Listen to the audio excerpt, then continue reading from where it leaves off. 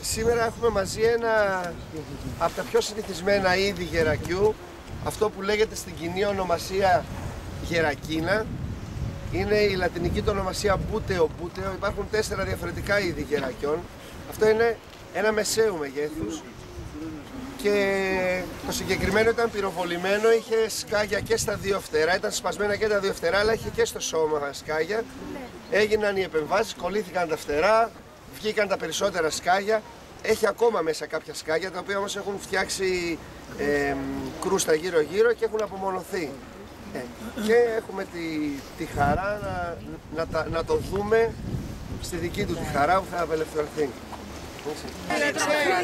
Το περιβάλλον παιδάκια, ελάτε και εσείς πιο πίσω. Φωτογραφία το κάνω. Λοιπόν, κοιτάξτε να δείτε.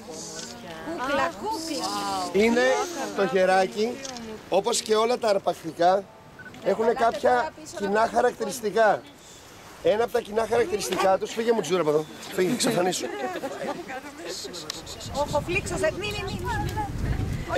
Ένα από τα, θα το αφήσω γρήγορα για να μην το... Ένα από τα κοινά χαρακτηριστικά τους είναι τα γαμψά νύχια, το γαμψί ράμφος, τα φτερά τους με τον τρόπο έτσι όπως είναι. Βλέπετε ότι όταν κοιτάζει κάπου, όσο και να το κουνήσεις, το κεφάλι μένει ακίνητο. Ναι, πώς γίνεται. Γιατί το κάνει για να μπορεί να κεντράρει την τροφή του. Λοιπόν, θα τα αφήσουμε. 1, 2, φύγε.